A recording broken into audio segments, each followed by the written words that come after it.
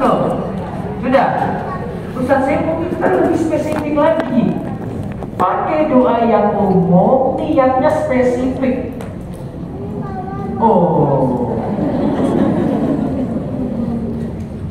Doa umum tadi kan, doa umum tadi kita minta kebaikan dunia kan? Nah, doa umum itu masuk di situ. Niatnya spesifik. Saya mau minta spesifik lagi. Saya punya masalah banyak. Bisa pakai ini saja. Masalahnya ibu ada dalam sholat. Ini masalahnya masih dalam sholat tuh. Yang ini kan setelah sholat. Beda ya. Ini dalam sholat. Ini setelah sholat. Kalau ini saya sarankan bahasa Arab saja, Bu. Karena ini semua rangkaiannya bahasa Arab nih loh. Tahiyatnya kan bahasa Arab, sholawatnya bahasa Arab, doanya ya iya Bu.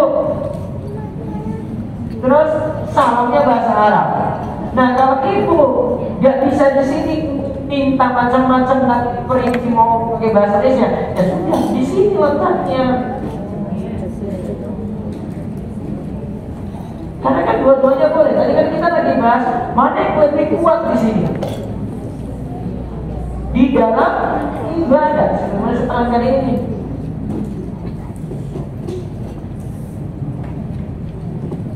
Jelas itu Bu? Tapi memang sangat disarankan sekali ibu-ibu itu punya hafalan doa. Doa mau minta apa saja itu buat dihafal. Kadang-kadang kalau kita minta sesuatu itu doanya mintanya macam-macam. Padahal mintanya harusnya mintanya itu umum saja. Minta kendaraan saja sebisa ada yang spesifik juga. Kalau bisa motornya warna hitam, warna kamu juga. Bisa ke kredit, kalau bisa punya langsung ya Allah. Ya saya mampu ya Allah cuma 25 jutaan ya Allah gak bisa lebih daripada itu. Padahal kalimatnya bisa diringkas apa? Ya Allah berilah kendaraan yang bagus untuk saya. Titik. Betul nggak? Spesifik untuk apa? Ya Allah saya mau minta lupa di pojok sana ya Allah. Kalau bisa yang ada dekat Gunung Catur ya Allah. Jangan jauh-jauh, jangan sampai dekat-dekat Gunung Kidul ya Allah. Intinya tuh kayak gak perlu di situ. Tidak ada. Kalimatnya dikasihnya apa? Ya Allah berikanlah saya rumah yang buat saya bahagia. Titik. Makanya coba kalau ibu-ibu nanti lihat doa-doa dari Al-Quran, hadis, itu doa itu gak rinci banget tuh. Doanya sifatnya umum, global, tapi ada maksud khusus memang di situ. Tapi tidak pernah diperinci Bu. Jelas itu. Makanya tadi saya sarankan kalau bisa punya hafalan doa dari Al-Quran dan hadis. Saya sudah bantu di sini Bu. Dulu pernah ditaruh ya. Ada di sini semua rangkaian doanya ini. Ini kalau di pondok saya Bu, ini di hafalan wajib. Simbah-simbah sepuh itu hafal ini dulu. Tapi kalau saya cuma hafal paling cuma doa-doa tertentu saja. Doa minta rezeki, doa nyawa utang, doa panjang umur. Cuma doa-doa itu aja. Yang lainnya terlalu panjang bagi mereka. Ya udah doa-doa yang pendek-pendek saya dihafal. Doa-doa itu sudah dirangkai oleh Nabi SAW. Ada doa-doa singkat yang sifatnya itu lebih umum tanpa kita perinci. Dan itu sudah mencakup semuanya. Jadi kalau pahami ya doa di akhir sholat seperti ini. Terus dari yang menunjukkan boleh berdoa di akhir sholat setelah salam adalah hadis. Jawab dari Nabi SAW qala ayyu sholati afdal. Qala yawmul lailil awsat. Qala ayyu du'ai asma. Qala dubura al-maktubati. Ada seorang yang pernah mendatangi Nabi SAW lalu bertanya, sholat apa yang paling afdal? Terus dijawab, sholat fi jawfil lail, sholat di tengah malam. Jam berapa Bu? Kalau di sini kalimatnya tengah malam. Kalau di hadis yang lain sepertiga malam terakhir. Berarti kalau mau digabungkan, pokoknya setelah jam 1 malam itu yang dimaksudkan dalam hadis. Nah, Itu yang dimaksudkan dalam hadis. Terus lalu ditanya lagi, doa apa yang paling didengar? Maksudnya doa yang paling dengar, doa yang paling mustajab. Apakah yang paling mustajab? Doa di dubur sholat wajib. Ini tadi nih, dubur di akhir. Begadang tadi kan? Akhir sholat sebelum salam, atau ba'da sholat setelah salam.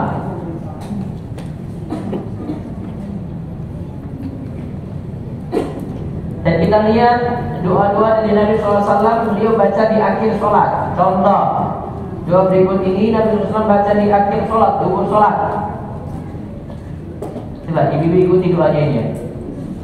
Allahumma inni a'udzu bika minal jubni wa a'udzu bika an uradda ila ardalil umur wa a'udzu bika min fitnatid dunya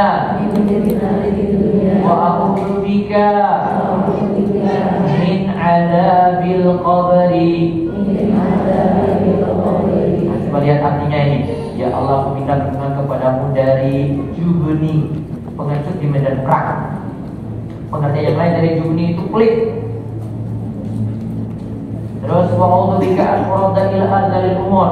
Ya Allah, aku minta perlindungan kepadamu dari keadaan jelek di masa tua. Kalau ibu rinci tadi doanya rinci, ya Allah janganlah saya kena penyakit ini di masa tua, ya Allah saya sehat terus. Kalimatnya tuh ringkasnya cuma ini aja, Bu. Ya Allah, aku minta perlindungan kepadamu dari masa tua yang jelek, sudah mencakup. Ya Allah, saya biar sepuh tetap kuat ibadah terus, sudah mencakup di sini, Bu, doa ini. Terus wa a'udzu bika min fitnatid dunya, dan aku minta perlindungan kepadamu dari fitnah dunia. Fitnah dunia di sini maksudnya godaan-godaan di dunia yang menggiurkan, yang membuat kita lupa ibadah, yang membuat kita makin jauh dari Allah. Jadi karena harta, kekuasaan, karena wanita dan seterusnya. Terus wa a'udzu bika min adzabil qabri, dan aku minta perlindungan kepadamu dari siksa kubur. Kalau dimaksudkan meminta perlindungan dari siksa kubur, dua hal berarti, Bu. Minta perlindungan dari siksa kuburnya. Yang kedua, minta perlindungan dari hal-hal yang mengantarkan pada siksa kubur. Minta perlindungan dari hal-hal yang mengantarkan pada siksa kubur. Apa hal-hal yang dapat mengantarkan pada siksa kubur? Dosa. Ada yang Nabi SAW sebutkan dosa-dosa spesifik yang membuat kita dapat siksa kubur. Di antaranya, pernah Nabi SAW itu lewat di kuburan, ada 2 orang yang dikubur. Kemudian Nabi SAW mengatakan mereka lagi disiksa. Mereka disiksa karena mereka dosa. Salah satunya itu kencingnya tidak bersih. Kencingnya tidak bersih. Dan dalam riwayat yang lain sebutkan itu kebanyakan siksa kubur itu karena kencing. Karena sebagian juga bukan hanya tidak bersihnya, ada pengertian yang lainnya itu tidak menutupi diri. Jadi dia kencing di tempat terbuka. Sebagian orang tua itu, saya nggak tahu kalau di kota ya, kalau di kampung-kampung itu biasanya anaknya pipis itu dibawa ke depan rumah. Ya makanya kalau besar ya wajar saja dia pipis pinggir jalan gitu. Ya itu dari didikan dari kecilnya itu. Dan itu tidak jaga kebersihan depan rumah juga. Harus menutupi diri. Nah, karena sisa kubur ini dapat sisa kubur. Yang kedua, ada yang melakukan namimah. Namimah itu bahasanya ibu-ibu, mulut ember. Asalnya itu. Ini kalau ngomong satu sini pindah sana, bikin onar sini, bikin onar sana lagi. Mulut gak bisa dijaga. Fitnah sana sini. Dan lima ini sifatnya dia domba, dia bawa satu perkataan ke pihak lain, akhirnya orang yang pertama dan orang yang kedua cekcok gara-gara dia. Bermasalah gara-gara dia. Dua hal ini sebelum Nabi SAW, dua orang tadi dapat siksa kubur. Satunya gara-gara kencing, yang satunya gara-gara namimah.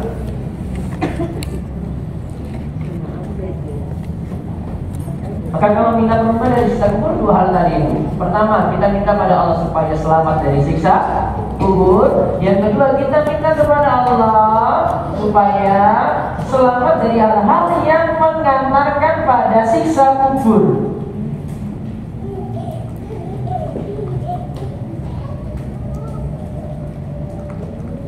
Terus lihat catatannya, makna dubur sholat di sini. Ada pendapat di kalangan para ulama, ada yang mengartikan di akhir sholat sebelum salam, ada pula yang mengartikan setelah sholat. Nah ini tadi seperti saya rinci dua pendapat tadi. Terus dalam hadis berikut disebutkan bahwa dianjurkan berdoa salat tasyahud sebelum salam.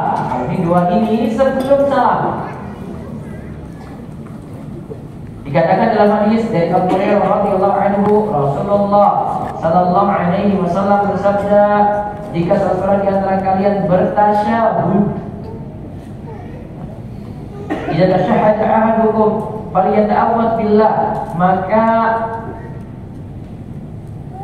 bertawaflah kepada Allah, yaitu minta perlindungan kepada Allah, min arba'in, dari 4 hal. Apa saja 4 hal itu? Min adzabi jahannam, dari siksa neraka jahannam,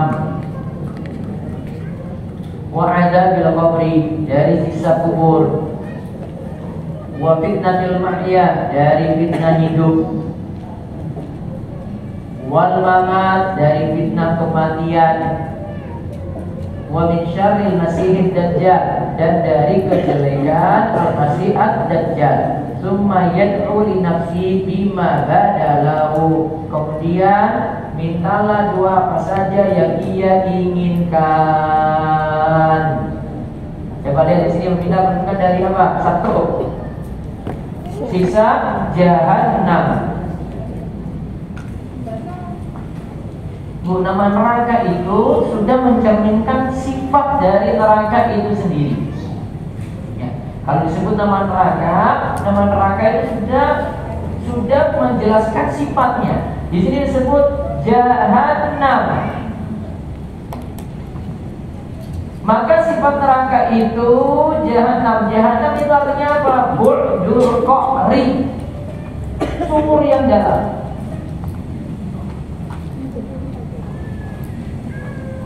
Berarti sifat neraka apa? Neraka itu dalam sekali. Pernah Nabi SAW lagi ngobrol dengan para sahabat, tiba-tiba ada suara batu jatuh. Nabi tanya pada para sahabat, kalian tahu apa yang jatuh tadi? Para sahabat katakan, wallahu a'lam, kami tidak tahu. Kemudian Nabi SAW ceritakan, itu suara batu dilemparkan dari atas neraka 70 tahun yang lalu, baru jatuh saat ini sampai di dasar. Jarak dari ujung neraka sampai dasar itu menunjukkan dalamnya neraka. Maka jahannam itu sifatnya nerakanya itu dalam sekali. Jadi kaidah untuk nama neraka itu selalu mencerminkan sifatnya. Neraka kadang disebut jahim, kadang namanya jahannam. Masalah tertentu di sakar, ada namanya sakar. Itu sifat-sifat neraka semua itu. Terus minta perlindungan yang kedua dari siksa kubur, seperti yang saya sebutkan tadi. Dan ini menunjukkan bahwasanya di kubur itu ada nikmat, ada siksa. Maka yang sudah masuk dalam kubur, entah dia dapat nikmat, sibuk dengan nikmat tadi, entah dia dapat siksa, ya disiksa terus itu. Dia dapat siksa dalam kubur, sehingga tidak bisa kita itu katakan ada yang sudah dalam kubur tiba-tiba keluar. Apa bahasa kita, Bu? Gentayangan. Amat gak benar ini. Karena ada siksa kubur tadi. Terus yang ketiga yang dibahas, kita minta perlindungan dari fitnah hidup dan mati. Apa fitnah hidup? Berarti cobaan ketika hidup. Ada syahwat, ya, ada syubhat. Syahwat itu hawa nafsu yang salah, kemudian syubhat itu racun pemikiran sesat. Terus fitnah mati itu apa? Fitnah mati ada yang bentuknya itu. Tafsiran para ulama, fitnah mati itu adalah ketika mati mau menjelang sakaratul maut dapat godaan berat dari setan. Karena setiap orang ketika mau meninggal dunia, setan itu punya kesempatan terakhir untuk goda manusia ini. Kan setelah itu kan gak ada lagi kesempatan. Maka dia, yaitu setan, berusaha supaya yang sakaratul maut ini mati dalam keadaan kafir. Maka itu namanya fitnah mati, godaan ketika mau mati. Kemudian fitnah mati yang lainnya itu adalah cobaan ketika sudah mati di alam kubur, dapat ujian, yaitu ditanya 3 hal. Siapa rohmu, siapa nabimu, apa agamamu. Yang bisa lolos dari fitnah mati ini, yang jenis ini cuma orang-orang yang kuat imannya. Maka nanti ketika ditanya siapa rohmu, dia bisa jawab Allah. Siapa nabimu, dia jawab Muhammad. Apa agamamu, dia jawab Islam. Ini cuma orang-orang yang kokoh imannya, kuat imannya. Yang imannya lemah, munafik, kafir, tidak bisa jawab. Walaupun di dunia hafal. Bukan kayak mau persiapan anak-anak ujian akhir malam itu diajarin, besok itu ujian. Ini masalah iman saja, ini imannya kuat enggak? Kalau imannya tentang Allah salah, dia kok berbuat syirik. Iman tentang nabinya juga salah, kok dia langgar aturan nabi. Tentang Islam pun dia salah-salahin ajaran-ajaran Islam. Wah, itu masalah nanti ketika di alam kubur. Orang munafik itu ketika ditanya 3 pertanyaan tadi cuma jawab la adri, saya nggak tahu. Kalau orang munafik di dunia ini dengar ya pertanyaan ini dia tahu, tapi karena masalah iman nggak bisa, iman nggak kuat, nggak ada yang tahu nanti di alam kubur. Jadi itu fitnah hidup, fitnah mati. Kalau fitnah hidup tadi ada syubhat, ada syahwat. Apa syubhat tadi Bu? Pemikiran sesat. Fitnah hidup ada 2 ya. Apa? Syubhat. Syubhat apa Bu? Pemikiran sesat. Dekat Islam atau ajaran Islam. Zaman ini banyak banget, apalagi di media sosial. Ada syahwat, hawa nafsu yang jelek,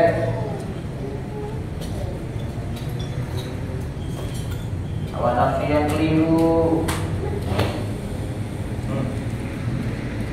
Fitnah hidup. Kalau fitnah mati kayak tadi ada 2.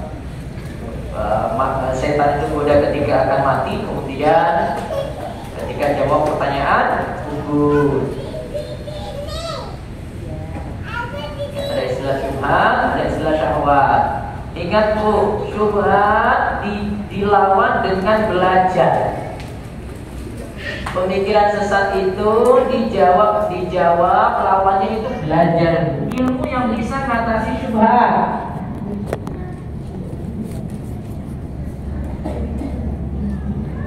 Sedangkan syahwat itu dilawan dengan SABAR.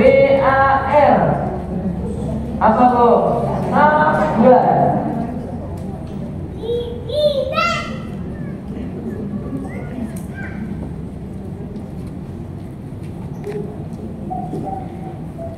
Dua fitnah tadi, syubhat dan syahwat. Nah, di dalam hadis ini berarti kita rangkai bacaannya jadi apa? Allahumma inni a'udzubika min adzabi jahannam wa min adzabil qabri wa min fitnatil mahya wal mamat, wa min syarri fitnatil masihid dajjal. Nah, tadi kejelekan dajjal itu nanti makhluk yang muncul di akhir zaman buat fitnah di sana sini. Dan nanti ada pengikutnya dari kalangan Yahudi, ada juga pengikutnya dari wanita. Kemudian dia akan mengitari muka bumi kecuali Mekah dan Madinah. Dajjal itu bisa membuat fitnahnya itu adalah dia bisa hidupkan yang mati, bisa matikan yang hidup, bisa turunkan hujan, bisa buat kekeringan. Sehingga manusia yang terfitnah dengan Dajjal tadi, mereka menganggap Dajjal itu Tuhan. Namun Dajjal punya kelemahan, dia itu akwar, buta sebelah. Dan Tuhan itu gak mungkin buta sebelah. Dajjal itu akwar dan buta sebelah.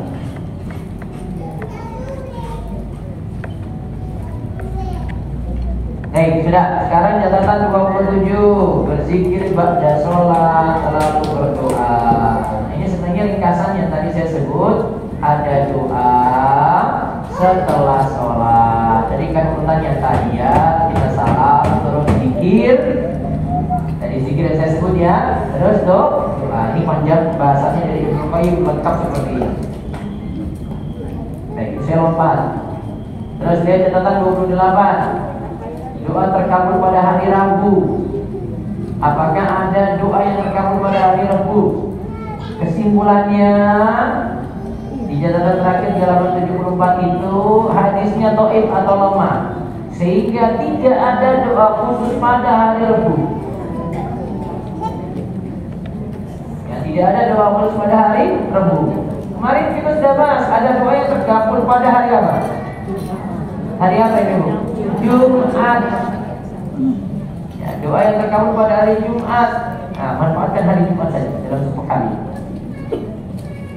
Sudah dibahas dulu. Kemudian catatan 29. Menangislah seperti bocah saat berdoa.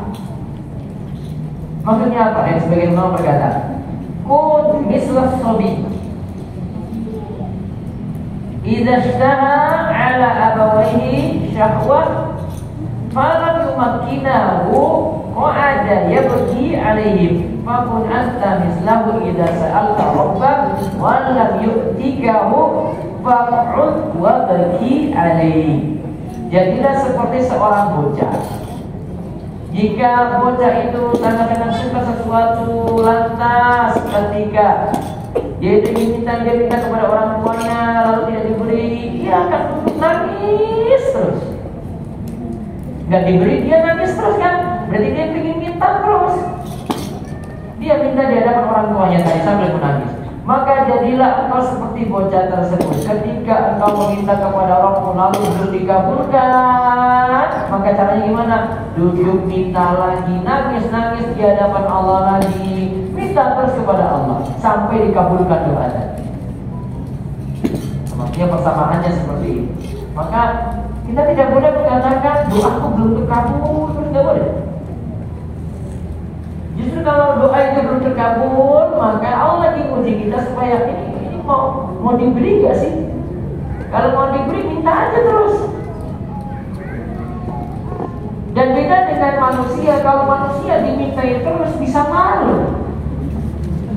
Benar nggak? Coba datang minta sama orang tua, balik minta lagi, besok minta lagi, besoknya minta lagi, dia bisa marah. Namun kalau Allah justru sangat senang kalau kita minta berulang kali.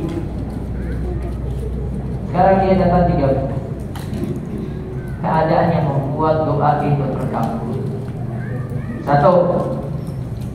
Doa ketika sujud. Sujud kapan, Bu?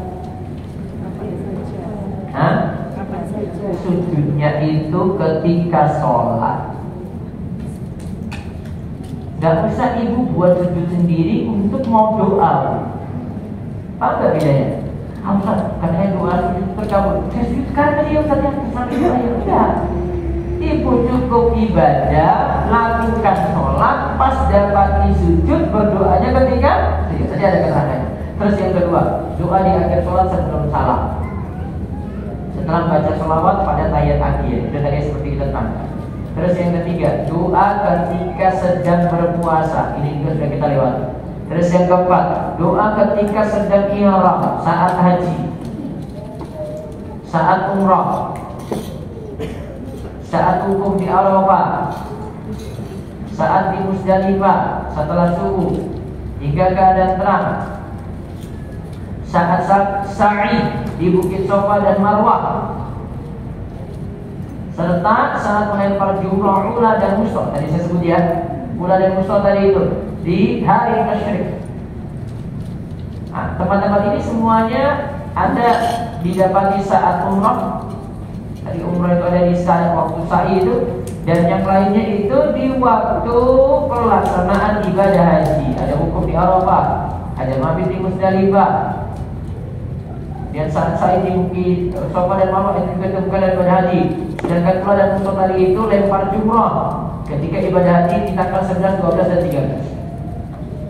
Terus poin 31, doa ketika sujud.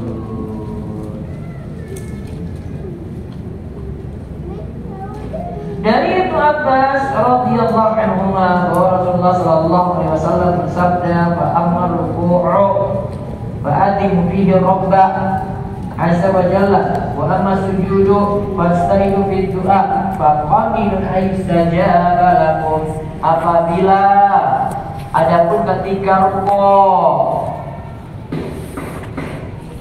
maka agungkanlah Allah. Apa bentuknya agungkanlah Allah ketika rukuk? Kita akan baca Subhana rabbiyal azim, ya kan?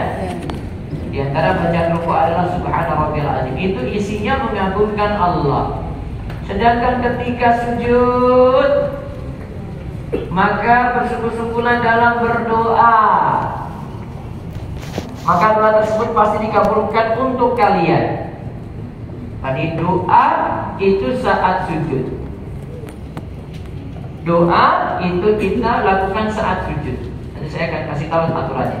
Terus dari Abu Hurairah radhiyallahu anhu, Rasulullah sallallahu alaihi wasallam bersabda, "Aqrabu ma yakunu al-'abdu min rabbih wa huwa sajidun fa aksirud du'a." Keadaan seorang hamba yang paling dekat dengan Allah adalah ketika ia sedang sujud, maka perbanyaklah doa saat itu. Berarti orang makin dekat kepada Allah ketika sujud. Kenapa? Berarti kan gerakan sholat. Ini keadaan tinggi ini.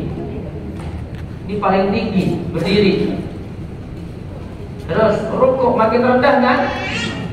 Sujud paling rendah atau masih ada yang lebih rendah lagi dari sujud?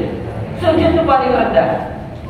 Tanda dia semakin tunduk patuh pada Allah, makin tunduk dan patuh, doa makin mudah diijabah.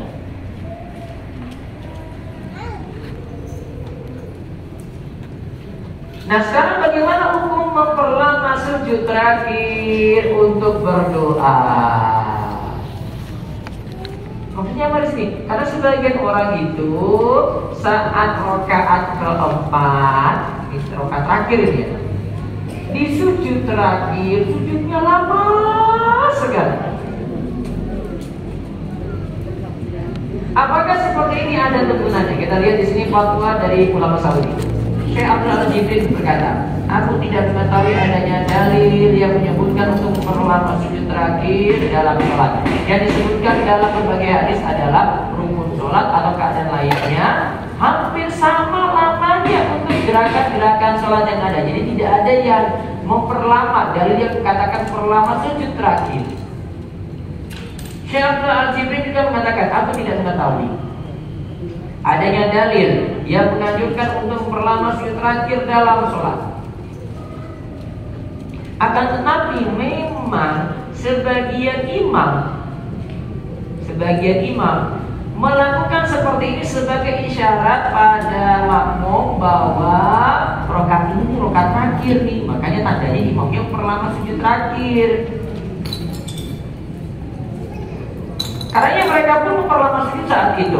Nah, dari sinilah mereka maksudkan agar para jamaah tahu bahwa setelah itu adalah sujud terakhir, yaitu sujud tasyahud akhir. Namun, alasan semacam ini tidaklah menjadi sebab dianjurkan memperpanjang sujud terakhir ketika itu. Syekh Muhammad bin Shalih Al-Najid pernah ditanya, apakah diperkenankan memperpanjang sujud terakhir dari rukun salat lainnya? Di dalamnya seorang berbanyak doa, istighfar, apakah salat menjadi cacat jika seorang perlama sujud terakhir? Syekh Shalih Al-Najid jawab, memperpanjang sujud terakhir ketika sholat bukanlah termasuk sunnah Nabi Shallallahu Alaihi Wasallam. Karena yang disunahkan adalah seorang itu melakukan sholat antara ruku, iktidal, sujud, duduk antara dua sujud, itu lamanya hampir sama. Sebagaimana hal ini dijelaskan dalam hadis Al-Bara' bin Azib. Dia berkata, aku pernah sholat bersama Nabi SAW. Aku mendapati bahwa berdirinya, rukuknya, sujud, duduk beliau, sebelum salam dan berpaling, semuanya hampir sama lamanya. Nilai yang afdal. Akan tapi ada tempat doa selain sujud, yaitu setelah tasyahud, sebelum salam. Nabi SAW ketika mengajarkan Abdullah bin Mas'ud tasyahud, beliau bersabda, kemudian setelah tasyahud, terserah padamu berdoa dengan doa apa saja. Maka berdoalah ketika itu sedikit ataupun lama setelah tasyahud akhir sebelum salam. Berarti dari penjelasan ini tidak ada kekhususan memperlama sujud terakhir. Secara lengkap hadis dari Al-Bara' bin Azib. Karena rukun Nabi SAW wasujuduhu wa idza rafa'a ra'sahu min ruku'i wa baina sajdataini qariban minas sawa. Rukuk, sujud, bangkit dari rukuk yaitu iktidal, duduk antara dua sujud dilakukan sama oleh Nabi SAW. Semuanya hampir sama lama dan tumakninahnya. Nah, ketika berdoa saat sujud jangan sampai telat dari imam. Ini catatannya ya, tidak boleh telat dari imam. Karena Nabi SAW bersabda, "Innama ju'ilal imamu liutamma bihi fala takhtalifu alaih." Imam itu diangkat untuk diikuti, maka janganlah diselisih. Coba lihat aturannya berarti. Untuk doa ketika sujud aturannya adalah satu. Dari bahasan ini tadi tidak dikhususkan pada sujud terakhir. Tidak dikhususkan pada sujud terakhir.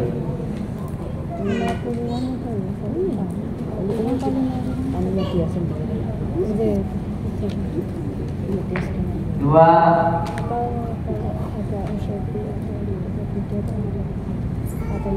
jika imam sudah tahiyat, maka baiknya tidak memperlama sujud. Karena ada sebagian jamaah itu imamnya sudah mau salam baru dia bangkit. Terus yang ketiga, doanya bahasa Arab atau bahasa Indonesia, Bu? Tadi juga saya tegasin apa? Bahasa Arab. Doanya dengan bahasa Arab.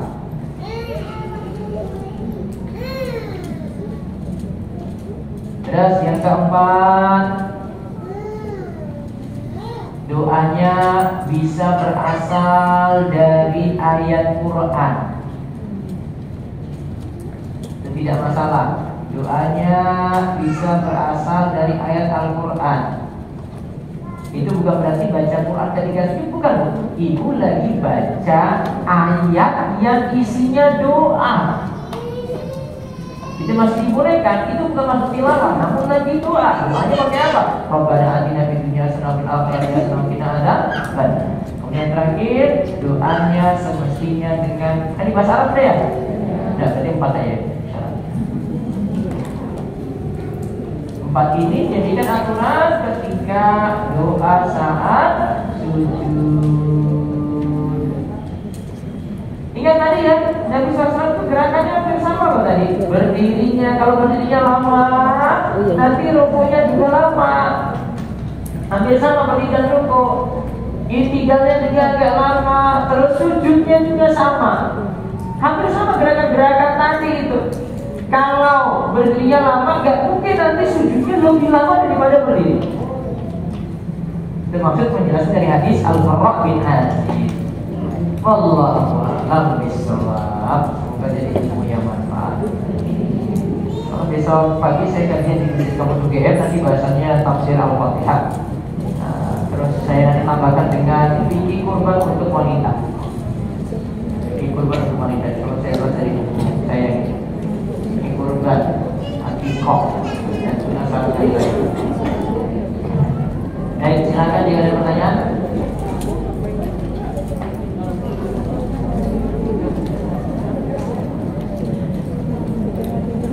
Ya.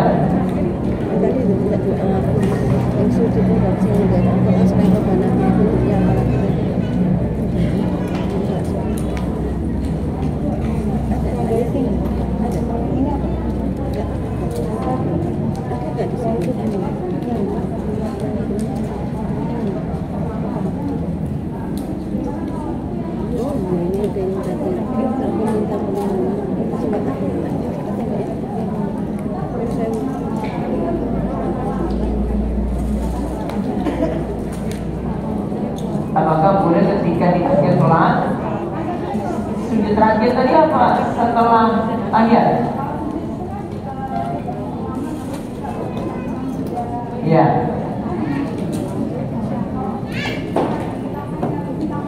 Ayat kita perlama doa di situ boleh. Nah, ini lagi berjamaah, sama berarti aturannya. Kalau imam salam, ikut salam bersama imam. Waduh, ini Ustaz, doaku macam ini. Nah, imam sudah salah masalahnya. Karena pertanyaannya, ini imam salam ya. Jamaah itu salam ketika salam pertama apa salam kedua? Enggak. Imam salam kan 2 kali. Assalamualaikum warahmatullahi. Assalamualaikum warahmatullahi. Makmum salam kapan? Setelah salam pertama atau salam kedua? Disunatkan setelah salam kedua. Termasuk makmum masbuk yang ingin berdiri lanjutkan rakaat yang kurang, berdirinya setelah salam kedua. Jadi gak usah buru-buru di sini. Yang gak boleh, imamnya belum salam, makmumnya sudah salam duluan. Imam belum balik diri, imam assalamualaikum kebelet ke belakang. Batal sholat. Karena gak boleh dahului sholat, gak boleh. 2 hal yang dalam sholat gak boleh dahului, itu yang pertama takbiratul ihram memulai sholat, tunggu imam mulai dulu. Yang kedua ketika salam ini. Nah, tadi permasalahannya adalah Ustaz, ini imamnya sudah salam, doanya belum rampung. Tetap tugasnya makmum kalau imam sudah salam kedua, disunahkan juga ikut salam. Doanya gimana? Manfaatkan tadi doanya setelah sholat, ba'da dzikir. Jadi bisa dimanfaatkan. Ada lagi? Ya.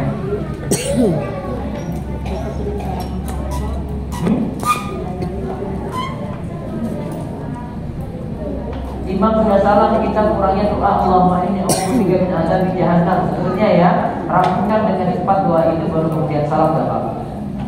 Karena doa ini sangat dianjurkan di dalam sholat. Ada lagi? Ya, Bu. Kalau dagu sampai leher, sini ya, dagunya wanita sampai sini nih aurat. Tariknya kalau pas lagi sholat tarik sampai sini.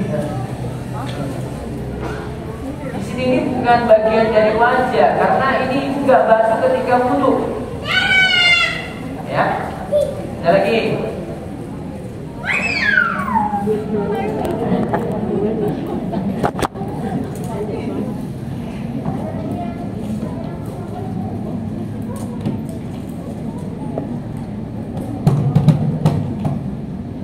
Boleh tidak kita bertanya kepada kiai perihal jodoh? Ini saya baru tahu terjadi di kalangan titik padahal kedua anak ini sudah siap untuk menikah. Terjadi 3 langkah nikah, nikahnya. Padahal kedua anak ini sudah siap untuk menikah. Boleh tidak bertanya kepada kiai perihal jodoh? Boleh saja kalau untuk sekadar meminta saran. Boleh saja. Tidak ada masalah kan? Terus bagaimana sikap seorang istri yang dilakukan jika suami sedang sakit kronis dan tidak bisa memberi nafkah lahir dan batin?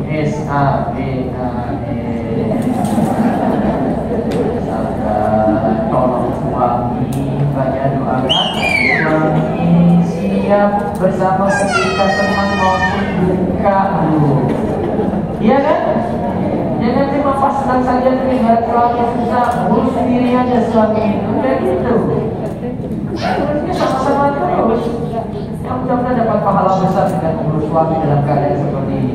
Gimana kalau jenengan sakit, kita selalu nanti ngurus ibu seperti itu. Allahu Akbar. Dari